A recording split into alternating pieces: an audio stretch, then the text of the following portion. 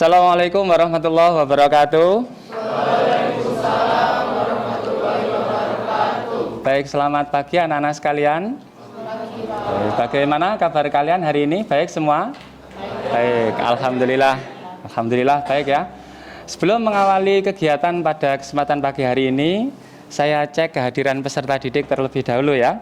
Alberta, Alia, Angelina, sakit, Arkananta, Tiara, dan yang terakhir Yuda. Baik, baik, terima kasih. Untuk mengawali kegiatan pada kesempatan pagi hari ini, kita awali dengan berdoa terlebih dahulu. Tadi peserta didik yang paling awal sekali datang di kelas adalah ketua kelas. Silahkan ketua kelas untuk memimpin berdoa terlebih dahulu.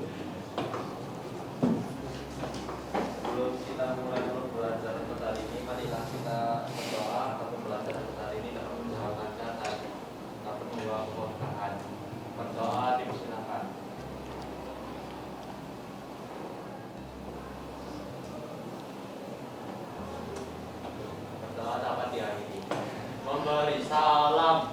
Assalamualaikum warahmatullahi wabarakatuh. Waalaikumsalam warahmatullahi wabarakatuh. Baik anak-anak sekalian, hari ini kita akan membahas materi tentang metabolisme ya. Namun sebelum kita membahas materi tentang metabolisme ini, saya menyampaikan kepada anak-anak agar mempersiapkan diri dengan baik ya. Bersikap disiplin di kelas dengan baik, ikuti kegiatan pembelajaran hari ini dengan baik, fokus kepada materi supaya nanti kegiatan pembelajaran ini dapat berjalan dengan lancar dan anak-anak bisa mendapatkan ilmu yang bermanfaat dan berkah. Sudah siap semua ya? Baik, kalau sudah siap kita mulai untuk membahas materi tentang metabolisme. Materi tentang metabolisme yang akan kita diskusikan pada kesempatan hari ini khususnya adalah terkait dengan respirasi seluler. Tetapi sebelum kita membahas lebih detail terkait dengan respirasi seluler tersebut, saya ingin menyampaikan bahwa metabolisme merupakan keseluruhan reaksi kimia yang terjadi di dalam sel tubuh makhluk hidup. Namanya reaksi kimia berarti kan ada reaksi pemecahan dan ada juga reaksi penyusunan. Nah, reaksi pemecahan disebut dengan istilah katabolisme, sedangkan reaksi penyusunan disebut dengan reaksi anabolisme.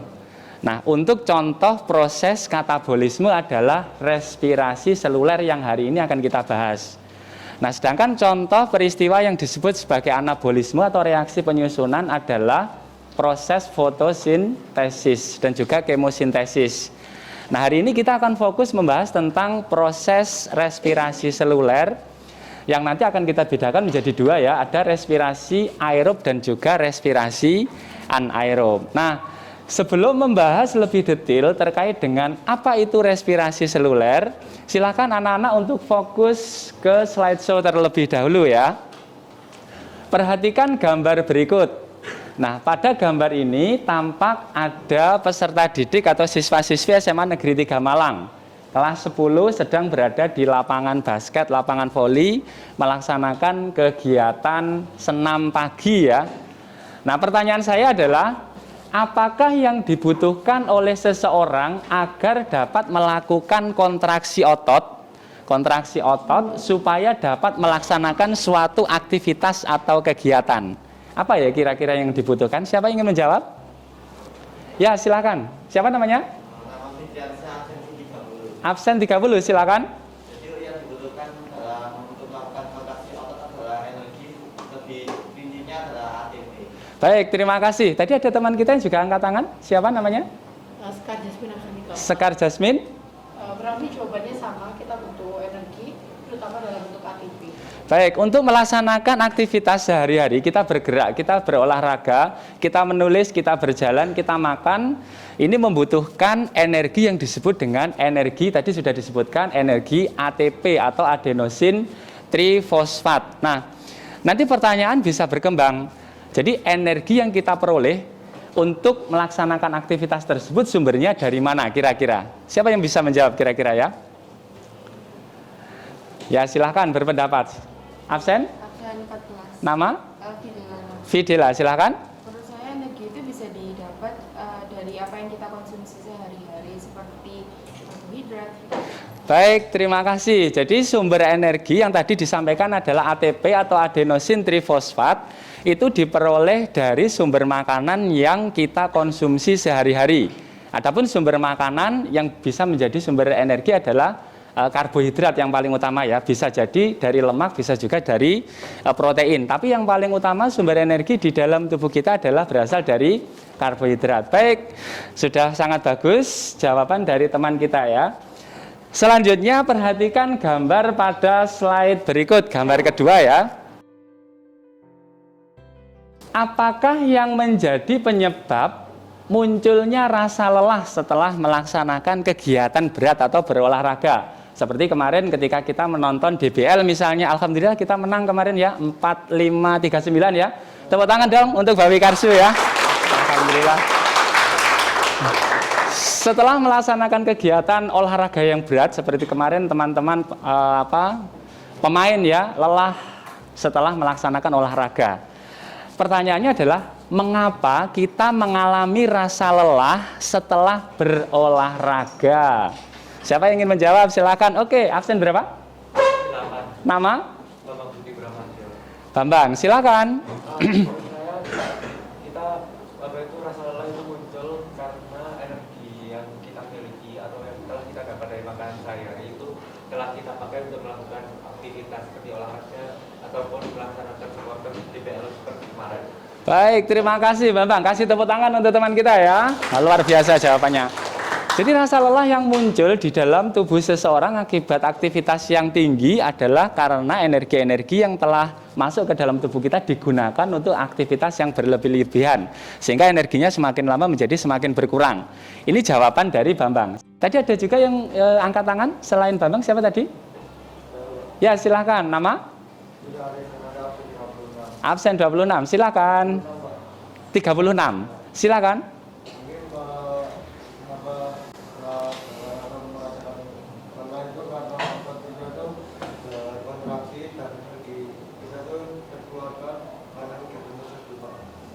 Baik, terima kasih. Jadi jawaban antara dua teman kita tadi relatif sama ya. Jadi energi yang kita gunakan untuk aktivitas semakin lama semakin berkurang sehingga muncullah rasa lelah. Nah, ketika kita melaksanakan aktivitas yang berlebih-lebihan seperti olahraga keras, angkat beban misalnya, atau ketika kalian melaksanakan pull up ya, atau kemarin kita lihat ada teman-teman kita yang berjuang luar biasa di DBL, itu mereka akan mengalami rasa lelah, energi yang digunakan berlebih-lebihan dan kurang asupan oksigen. Ketika kurang asupan oksigen maka akan menumpuk bahan yang kita kenal dengan istilah asam laktat. Ketika asam laktat ini menumpuk di sel-sel otot, maka akan menyebabkan rasa lelah. Nah, uniknya ketika kita beristirahat dari kondisi lelah tersebut 1 jam, 2 jam, maka rasa lelah akan hilang. Pernah nggak sih kalian melaksanakan olahraga, kemudian setelah olahraga kalian istirahat, lelahnya bisa hilang itu? Pernah nggak? Sering ya, sering. Nah, kenapa kok bisa hilang? Karena asam laktat yang telah menumpuk di otot tadi akan dibawa menuju ke hati. Asam laktat itu racun dan bersifat sampah bagi tubuh. Dibawa menuju ke hati, di hati dirombak lagi menjadi sumber energi yang disebut sebagai glukosa. Inilah luar biasanya tubuh kita. Jadi tubuh kita bisa mengolah sampah yang beracun menjadi produk yang sangat penting, yaitu sumber energi dalam bentuk glukosa. Di sini kalau saya melihat maka patut sekiranya kita bersyukur dan takjub ya dengan ciptaan Tuhan yang begitu luar biasa di dalam tubuh kita, khususnya dalam proses perombakan bahan-bahan yang seharusnya tidak bermanfaat menjadi bahan yang sangat berguna sebagai sumber energi. Nah, hari ini kita akan lebih detail untuk membahas tentang respirasi aerob itu bagaimana gitu ya. Tapi sebelumnya saya sampaikan terlebih dahulu apa manfaat mempelajari materi ini. Nah, manfaat mempelajari materi ini adalah kita mengetahui mekanisme tubuh dalam menghasilkan energi, khususnya energi ATP atau adenosin trifosfat, sehingga dapat memperkirakan konsumsi sumber bahan makanan untuk memenuhi kebutuhan energi kita. Selanjutnya, Untuk tujuan pembelajaran yang ingin kita capai pada kesempatan hari ini, yang pertama, melalui kegiatan diskusi kelompok dan presentasi, peserta didik dapat menunjukkan sikap proaktif dan kerjasama dengan baik. Nanti kita akan bekerja dalam kelompok untuk membuat poster, kemudian dipresentasikan posternya gitu ya. Yang kedua, melalui kegiatan diskusi kelompok dan presentasi, peserta didik dapat menjelaskan proses respirasi aerob dan proses respirasi anaerob dengan benar. Yang ketiga, melalui kegiatan diskusi kelompok dan presentasi, peserta didik dapat membuat dan mempublikasikan poster tentang proses respirasi aerob dan anaerob dengan tepat. Adapun alur kegiatan pembelajaran yang akan kita lakukan pada kesempatan hari ini, yang pertama adalah pendahuluan, kemudian orientasi peserta didik kepada masalah. Yang ketiga adalah mengorganisasikan peserta didik untuk belajar. Nanti kita akan belajar dalam kelompok ya. Kemudian yang keempat, membimbing peserta didik, baik individu maupun kelompok. Yang kelima, mengembangkan dan menyajikan hasil karya. Yang keenam, menganalisis dan mengevaluasi proses pemecahan masalah. Dan yang ketujuh adalah penutupan. Jadi hari ini kita akan mengikuti proses pembelajaran dengan menggunakan Problem Based Learning atau PBL. Baik, sebagai pengantar untuk materi tentang respirasi seluler, di slideshow telah saya tampilkan. Yang pertama adalah definisi terlebih dahulu ya. Jadi yang dimaksud dengan respirasi seluler adalah mekanisme memecah molekul kompleks menjadi molekul yang lebih sederhana. Memecah molekul kompleks menjadi molekul yang lebih sederhana dan akan melepaskan atau menghasilkan energi. Yang tadi energinya sudah disebutkan oleh teman-teman kita dalam bentuk adenosin trifosfat atau ATP. Nah, cara sel melakukan proses respirasi ini ada dua. Kalau sel menggunakan oksigen dalam proses respirasi ini, maka dikenal dengan respirasi aerob. Kalau sel tidak menggunakan oksigen dalam proses respirasi ini, maka dikenal sebagai respirasi anaerob. Ada 4 tahap dalam proses respirasi aerob. Yang pertama adalah glikolisis, yang kedua adalah dekarboksilasi oksidatif asam pirofat, yang ketiga adalah siklus Krebs, dan yang keempat adalah rantai transfer elektron fosforilasi oksidatif. Sedangkan untuk respirasi anaerob ada 2. Kita kenal dengan istilah fermentasi. Ada fermentasi alkohol yang dilakukan oleh yeast atau jamur, dan ada fermentasi asam laktat yang dilakukan oleh sel otot kita saat melaksanakan aktivitas yang berat. Seperti tadi saya sampaikan, contohnya angkat beban. Nah, untuk masing-masing proses ini nanti akan didiskusikan oleh masing-masing kelompok. Dan kemudian setelah anak-anak berdiskusi, membuat poster, kemudian anak-anak akan mempresentasikan hasilnya di depan kelas. Begitu ya. Baik, sekarang kita cek terlebih dahulu untuk pembagian kelompoknya ya. Kemarin sudah saya share di grup WA. Ada 6 kelompok, kelompok 1 sampai kelompok 6.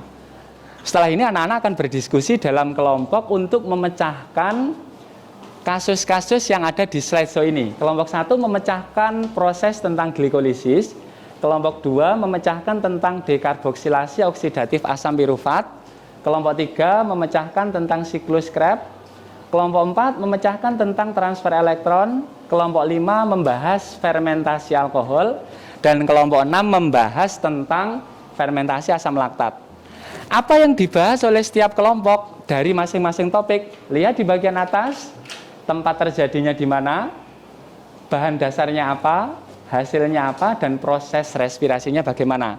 Sehingga contoh sederhana misalnya kelompok 1 nanti membahas tentang glikolisis. Glikolisis itu tempat terjadinya di mana, kemudian bahan dasarnya apa, selanjutnya hasilnya apa, dan prosesnya bagaimana. Nah, setelah kalian menemukan solusi atas masalah ini, kalian tuangkan hasilnya di LKPD yang sudah saya bagikan kemarin. Jadi di LKPD di situ di bagian pertanyaan di situ ada ya. Misalnya di sini ada glikolisis, ada dekarboksilasi oksidatif asam pirofat dan seterusnya. Di situ nanti kalian setelah menemukan jawabannya silahkan dituliskan di LKPD masing-masing. Selain juga dicantumkan di poster. buat posternya yang sebagus mungkin, semenarik mungkin. Nanti untuk poster akan juga kita nilai ya, akan dinilai oleh Pak Hendri, sehingga buat poster sebagus mungkin, presentasikan dengan sebaik mungkin gitu ya. Baik, untuk selanjutnya kita review kembali untuk anggota kelompoknya ya. Ini kelompok 1, kelompok 2, dan kelompok 3. Ketua kelompok 1 Alberta. Ada Alberta? Kelompok 2, ketua kelompoknya Ilham Jati. Ada?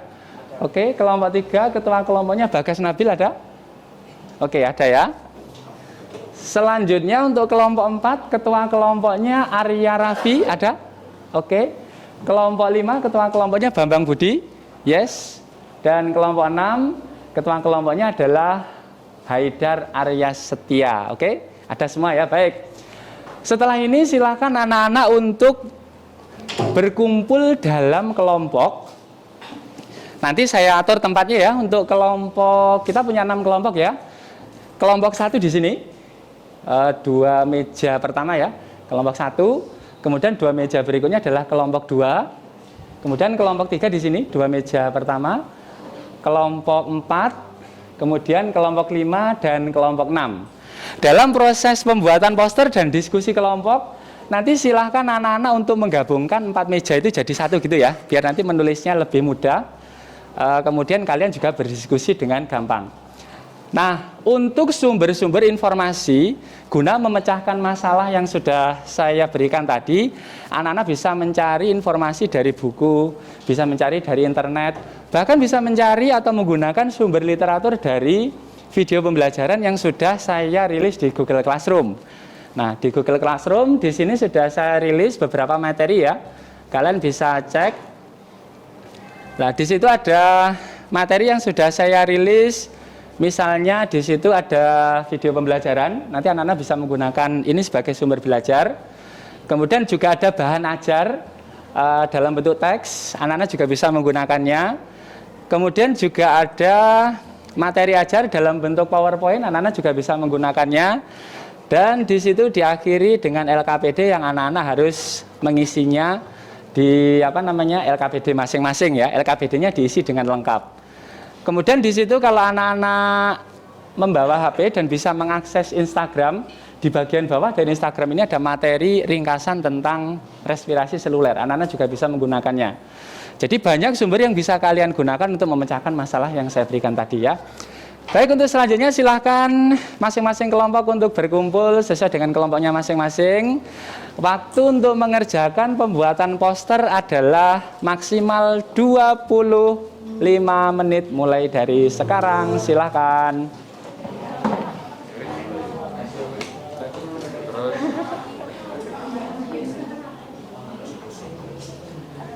Baik, sudah duduk sesuai dengan kelompoknya masing-masing. Silahkan untuk menyelesaikan poster terlebih dahulu ya. Nanti begitu poster selesai, silahkan langsung ditempelkan di dinding di depan untuk digunakan sebagai bahan presentasi. Silakan.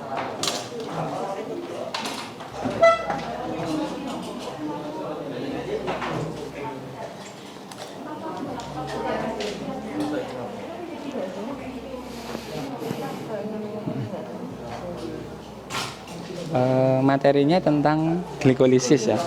Glikolisis yang untuk glikolisis, jadi nanti yang diminta kan ada 3 tempat terjadinya, di mana bahan dasar, hasil, sama proses. Nah, melihatnya dari sini lebih cepat nanti. Misalnya dari sini.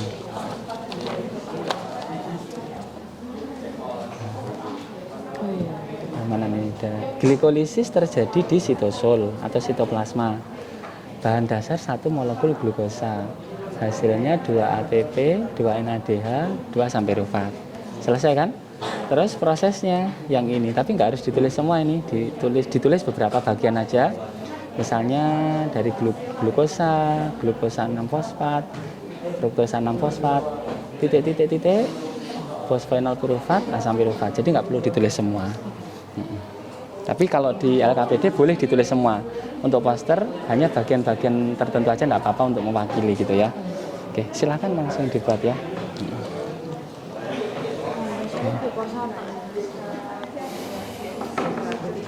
Oke. Untuk kelompok 2, materinya tentang dekarboksilasi oksidatif asam pirufat. Yang diminta kan tadi tempat, bahan dasar, hasil, sama proses. Ya. Jadi di sini sudah langsung ketahuan dekarboksilasi oksidatif asam pirufat terjadi di matrik mitokondria. Nah, mungkin tidak semua teman kita tahu matrik mitokondria. Gambarkan di posternya mitokondria. Mitokondria, tunjukkan strukturnya, kemudian tunjukkan matriksnya, gitu ya. Terus bahan dasarnya apa? 2 molekul asam pirufat. Hasilnya apa? 2 asetil-CoA, 2 NADH dan 2 CO2. Prosesnya yang mana? Yang ini. Nah, nanti dituliskan di posternya, gitu ya. Oke, sudah paham? Oke, silahkan langsung dituliskan di posternya. Bikin yang bagus ya posternya ya.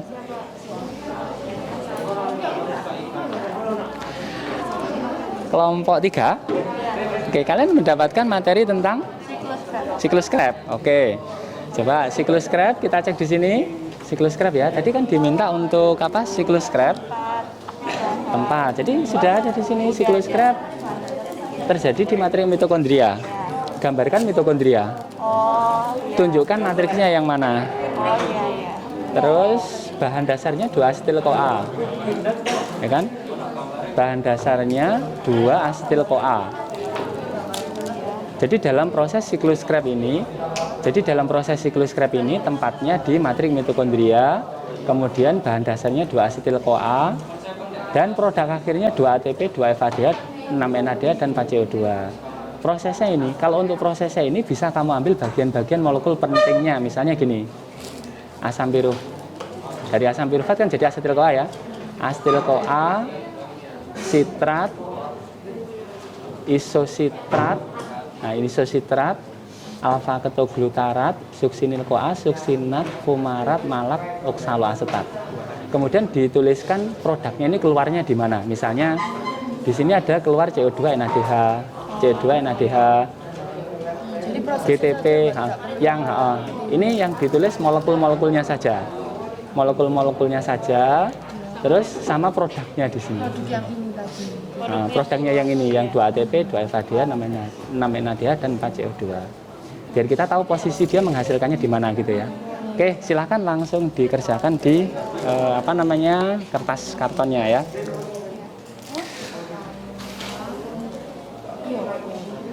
Oke, kelompok 4 membuat materi tentang transfer elektron terjadinya di krista mitokondria. Krista. Berarti kamu harus menggambarkan mitokondria. Ya kan? Biar teman-teman tahu mana sih krista mitokondria kan gitu. Gambarkan mitokondria, tunjukkan kristanya di mana. Kemudian bahan dasarnya dari seluruh NADH dan NADH ya. NADH berapa, NADH berapa, itu kan ada ya di yang sudah kamu tulis ya. Terus hasilnya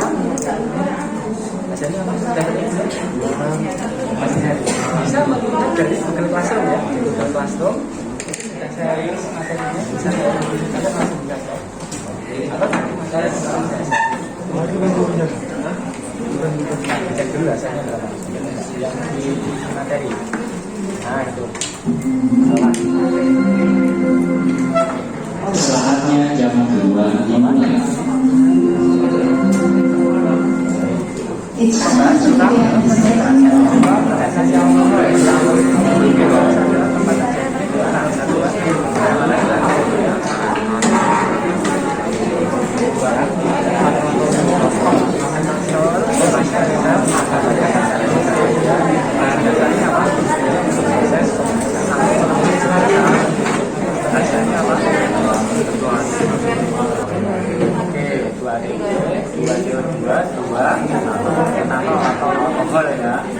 Dan prosesnya kamu bisa menggambarkan reaksinya.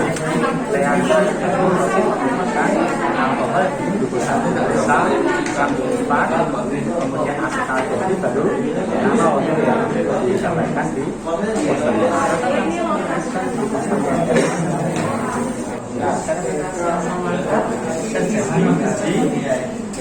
Sitosol, sitosolnya sel otot yang menggunakan oksigen.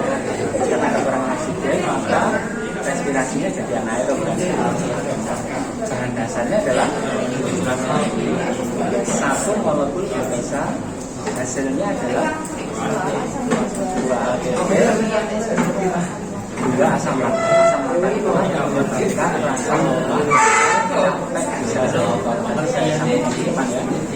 Jadi asam laktatnya bisa hilang kalau asam laktatnya jadi sehingga asam laktatnya dikurangi di tapi terjadinya tidak sosial. Untuk prosesnya kamu bisa menggambarkan bagaimana reaksi dari fermentasi asam laktat itu tadi ya, dari glukosa asam laktat kalau dia diakui dengan terbentuknya asam. Silakan dituliskan di posternya ya. Silakan.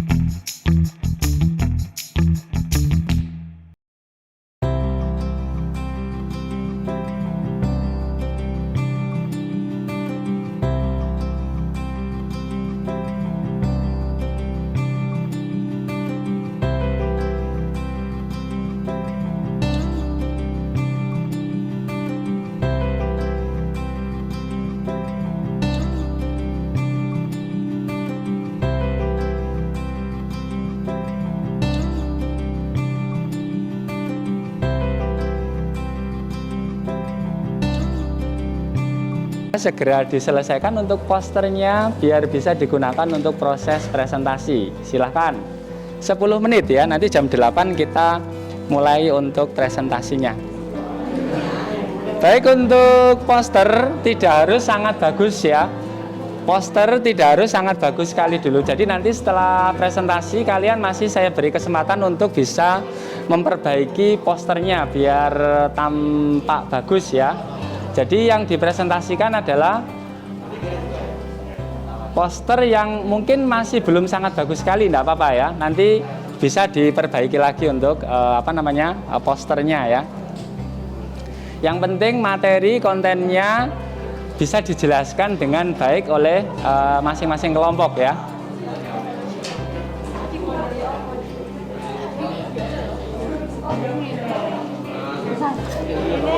Baik, oke, waktu mengerjakan sudah selesai. Silakan hasilnya ditempelkan di dinding. Mulai dari kelompok 1 ya.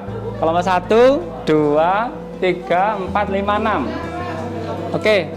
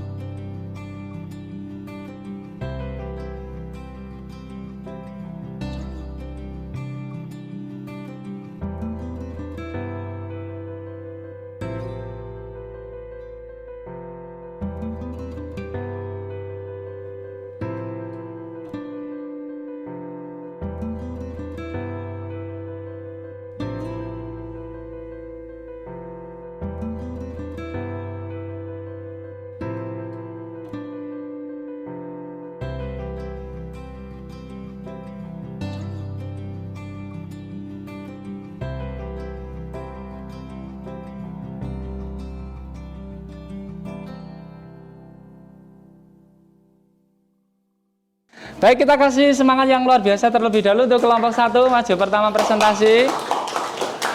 Silakan mempresentasikan secara singkat hasil dari diskusi yang telah dilaksanakan.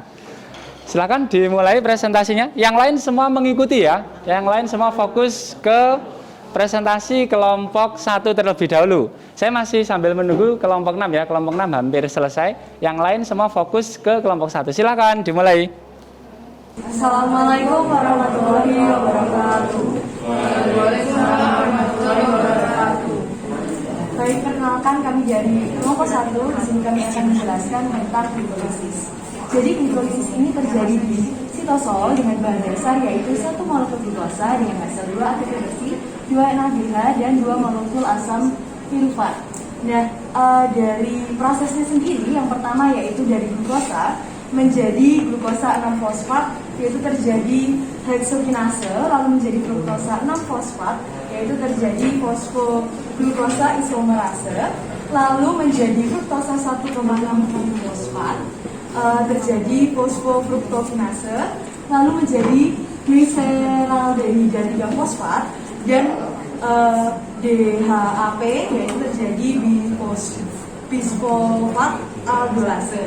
Dari sini yang tidak kami tuliskan yang terakhir pada proses pembentukan yaitu terjadinya katalisis menjadi gliseraldehida 3-fosfat yang disebut dengan triose fosfat, lalu terjadi pelepasan sendiri terjadi namanya redox dari gliseraldehida 3-fosfat menjadi 1,3 difosfatgliserat, lalu menjadi 3 fosfogliserat, terjadi namanya fosfogliserat, lalu dari 3 fosfogliserat itu menjadi 2 fosfogliserat, terjadi fosfogliserat mutase.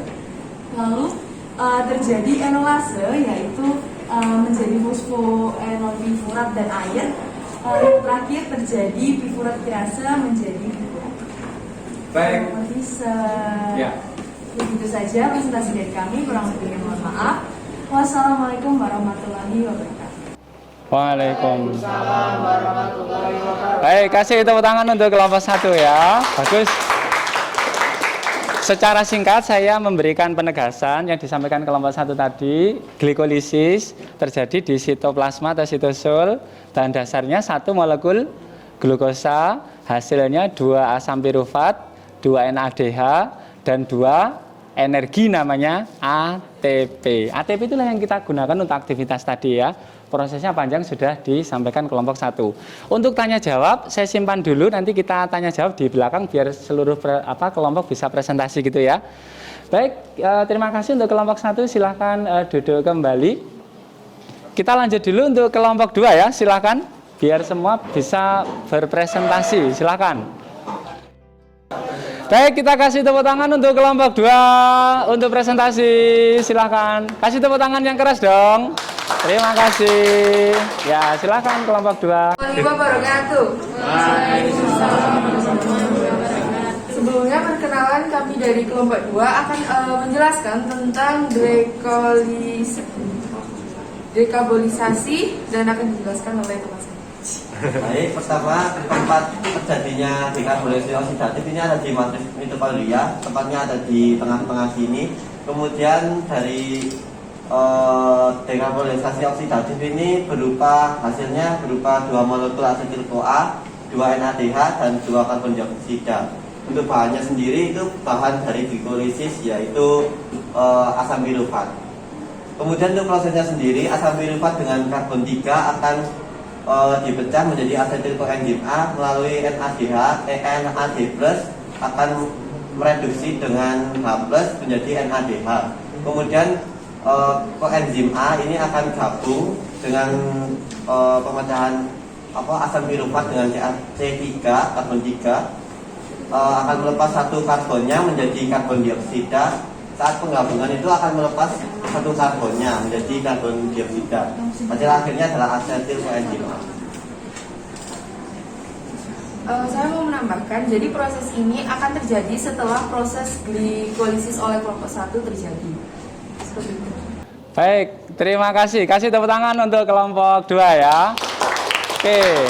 Nah, jadi kelompok 2 menjelaskan tentang dekarboksilasi oksidatif asam pirufat lanjutan dari proses glikolisis ya. Jadi bahan dasarnya tadi dari produk glikolisis yaitu asam pirufat terjadinya di matriks mitokondria, hasilnya 2 CO2, 2 NADH dan 2 asetil CoA. Nanti NADH-nya bisa masuk ke tahap berikutnya yang kita kenal transfer elektron untuk menghasilkan ATP. Gitu ya. Baik, silakan ditutup dulu untuk presentasi kelompok 2. Sekian dari kelompok kami, kurang lebihnya mohon maaf. Wassalamualaikum warahmatullahi wabarakatuh. Waalaikumsalam warahmatullahi wabarakatuh. Baik, terima kasih. Ya, silakan lanjut kelompok 3, silakan. Baik, kita kasih tepuk tangan lagi yang meriah untuk kelompok 3 ya. Yang keras dong. Ya, terima kasih. Biar kelihatan. Oke, baik, silakan. Assalamualaikum warahmatullahi wabarakatuh. Kami dari kelompok 3 akan menjelaskan tentang siklus skrep. Jadi siklus skrep itu terjadi di matriks mitokondria. Bahannya ialah 2 molekul asetil CoA. Untuk tahapannya sendiri itu dimulai dari asetil CoA akan mengalami sitrat, lalu akan mengalami isositrat yang akan menghasilkan CO2 dan NaCH. Lalu ada aksetoglutarat yang akan menghasilkan CO2 dan NaCH juga. Lalu akan mengalami susitil CoA yang akan menghasilkan BTP dan CoA. Di mana BTP ini akan menghasilkan ATP. Lalu akan mengalami proses susinat yang akan menghasilkan FADH2 dan mengalami fumarat dan malate yang akan menghasilkan NADH dan H+. Lalu yang terakhir akan mengalami oksatosetat, lalu akan kembali lagi mengalami sitrat. Dan untuk hasilnya sendiri itu ada 2 ATP, 2 FADH2, 6 NADH2 dan 4 CO2.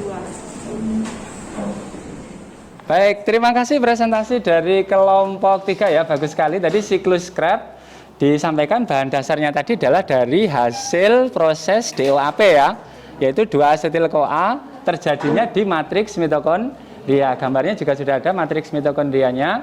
Kemudian menghasilkan 2 ATP energi untuk aktivitas kita, 6 NADH nanti bisa masuk ke transfer elektron, 2 FADH bisa masuk ke transfer elektron, dan 4 CO2. CO2-nya dikeluarkan dari tubuh lewat proses pernafasan. Baik, kasih tepuk tangan untuk kelompok 3. Baik, silahkan ditutup dulu presentasinya. Baik, silahkan duduk kembali. Selanjutnya kita panggil untuk kelompok 4. Silahkan kelompok 4 menjelaskan tentang rantai transfer elektron. Baik, Assalamualaikum warahmatullahi wabarakatuh. Waalaikumsalam warahmatullahi wabarakatuh. Kami dari kelompok 4 akan menjelaskan tentang proses selanjutnya dari respirasi di air ini, yaitu transport elektron. Jadi transport elektron ini terjadi di kristal mitokondria, atau lebih tepatnya itu bisa disebut membran bagian dalam sini. Kemudian untuk bahan dasarnya adalah 10 NADH dan 2 FADH2. Untuk hasil transfernya adalah 34 ATP dan 12 H2O. Kemudian untuk proses terjadinya, pertama NADH yang dihasilkan dari proses sebelumnya akan mengalami pelepasan elektron yang nantinya akan diterima oleh NADH dehidrogenase. Kemudian ia akan melepaskan 2 elektron lagi bersamaan dengan ada FADH2 akan diterima oleh akseptornya, ini adalah ubiquinon. Kemudian dan selanjutnya mereka akan terus melepaskan 2 elektron yang akan diterima oleh akseptor dalam bentuk sitokrom B, sitokrom C1, sitokrom C, sitokrom AA1, dan yang terakhir, akseptor terakhir adalah 2H+, dan nantinya akan membentuk H2O. Jadi karena ini di hasil respirasi kita, selain ada O2, kita juga mengeluarkan H2O atau air.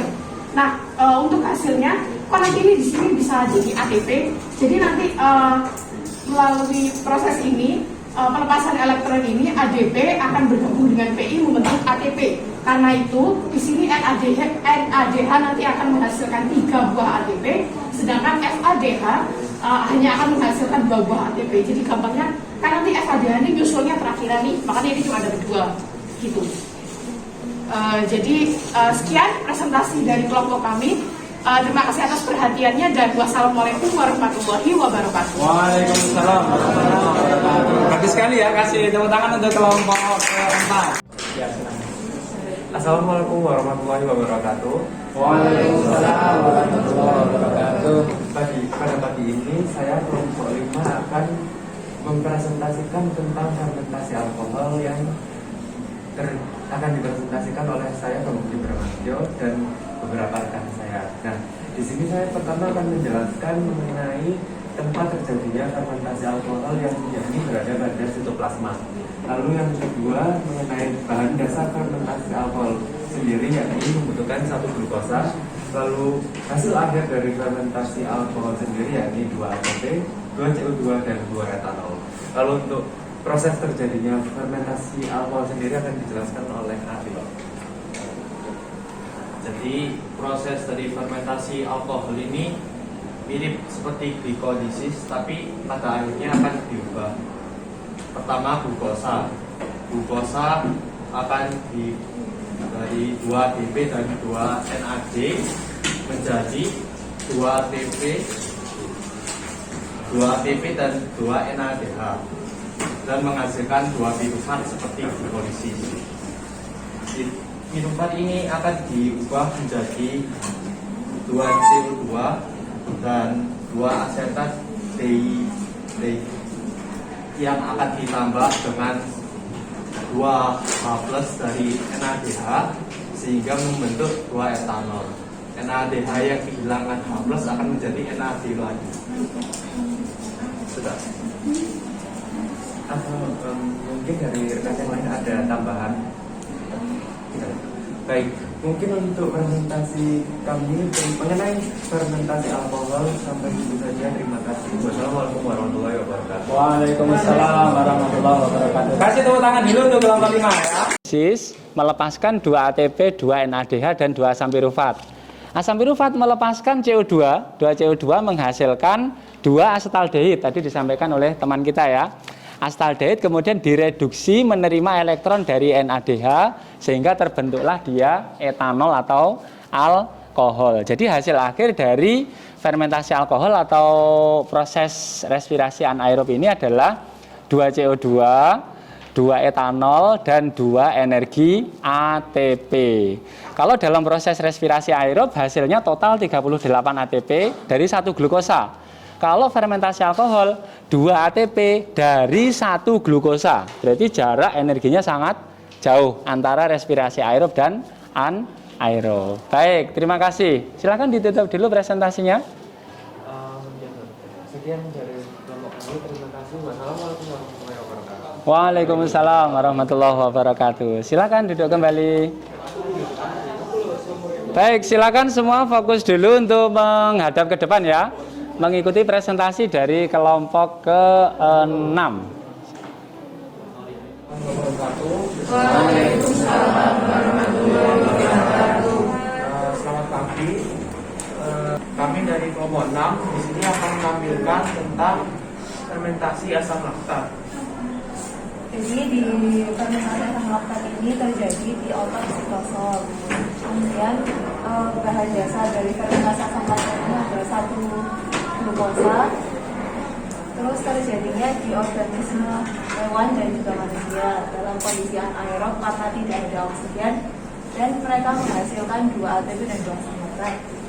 Untuk proses terjadinya glukosa diolah secara glikolisis menjadi 2 asam pirufat dan menghasilkan 2 ATP dan 2 NADH.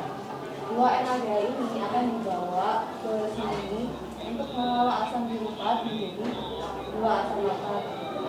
2 NADH ini kehilangan atau H menjadi 2 NAD+. Ini untuk beberapa poin-poinnya. Mungkin karena banyak bisa untuk dilihat sendiri. Baik. Sekian dari kelompok kami.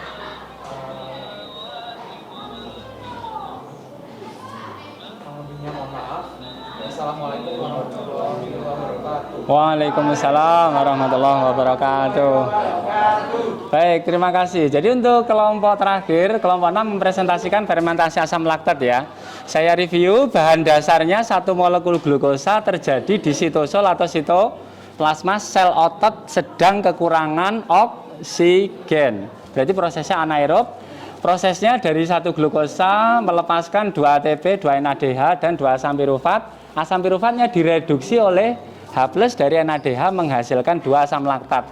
Kalau asam laktat ini numpuk di otot, jadilah kita capek tadi ya. Kalau nanti kita istirahat, asam laktatnya dibawa ke hati, dirombak jadi glukosa, capeknya jadi hilang. Jadi nggak perlu minum-minuman doping macam-macam ya. Doping boleh, tapi jangan terlalu berlebih-lebihan, karena kalau terlalu berlebih-lebihan bisa merusak ginjal. Orang bisa sakit ginjal atau sampai gagal ginjal ya. Baik, kasih tepuk tangan untuk kelompok terakhir, kelompok ke-6 ya. Silakan duduk kembali. Baik, demikian diskusi kita hari ini. Sebelum kita akhiri, silakan semua menghadap ke depan lagi semua ya. Sebelum kita mengakhiri kegiatan pembelajaran pada kesempatan hari ini, saya ingin ada salah seorang di antara anak-anak sekalian yang menyimpulkan hasil pembelajaran pada kesempatan hari ini ya. Apa kesimpulan pembelajaran hari ini? Silakan. Alberta, silakan. Jadi pada kesempatan kali ini itu kita belajar tentang respirasi seluler, yaitu ada beberapa siklus yang terjadi, yaitu glikolisis, lalu proses lain yang tadi sudah dijelaskan. Nah, dari proses sendiri itu ada banyak proses lain yang menghasilkan produk-produk yang digunakan pada proses setelahnya. Baik, dalam proses respirasi aerob ada 4 tahap: glikolisis, DOAP, siklus Krebs, dan transfer elektron untuk menghasilkan energi yang digunakan untuk aktivitas. Dalam proses respirasi tidak menggunakan oksigen, hasilnya hanya 2 energi ATP. Baik, terima kasih. Satu lagi, saya ingin yang putra ya memberikan kesimpulan hasil pembelajaran kita hari ini. Siapa? Yang putra? Silakan. Jadi kesimpulan ini itu kita belajar mengenai respirasi seluler, yaitu yang dibagi jadi 2, ada respirasi aerob yang membutuhkan oksigen, yang bahan dasarnya sama yaitu glukosa. Hasil akhirnya akan lebih banyak energi. Kemudian yang selanjutnya, untuk prosesnya ada glikolisis, dekarbonasi oksidatif, kemudian ada siklus Krebs, dan yang terakhir ada transfer elektron. Kemudian untuk respirasi anaerob atau yang tidak memerlukan energi, tidak memerlukan oksigen, biasanya terjadi otot dan lagi itu membutuhkan tidak ada oksigen atau sedikit oksigen, hasilnya menjadi energi yang lebih sedikit, yaitu 2 energi ATP. Baik, kasih tepuk tangan untuk teman-teman kita ya. Baik, sebelum kita akhiri, saya ingin tahu perasaan kalian hari ini. Senang, susah, gembira? Senang, wes. Walaupun agak sedikit capek, tapi kalian senang. Terima kasih ya. Baik, kita akhiri dengan berdoa terlebih dahulu. Peserta didik yang paling aktif di kelas tadi, siapa namanya? Ya, silahkan. Rama untuk memimpin berdoa terlebih dahulu. Silahkan. Semua fokus duduk yang baik di tempatnya masing-masing. Sebelum mengakhiri pembelajaran biologi pada hari ini, marilah kita berdoa sesuai agama dan kepercayaan masing-masing agar pembelajaran mendapatkan keberkahan. Berdoa dimulai. Berdoa selesai. Baik, terima kasih. Sebelum kita akhiri, yang pertama ingin saya sampaikan, untuk pertemuan minggu depan kita akan membahas tentang materi anabolisme atau fotosintesis. Silahkan kalian mempelajari materi ini di rumah, biar pertemuan berikutnya kita menjadi lebih mudah dan cepat memahami materi ya. Terus yang kedua, untuk soal evaluasi nanti akan saya rilis di Google Classroom. Silahkan anak-anak mengerjakan dari gadgetnya masing-masing dari rumah ya. Baik, kita akhiri. Wassalamualaikum warahmatullahi wabarakatuh. Bravo. Tepuk tangan dulu. Terima kasih.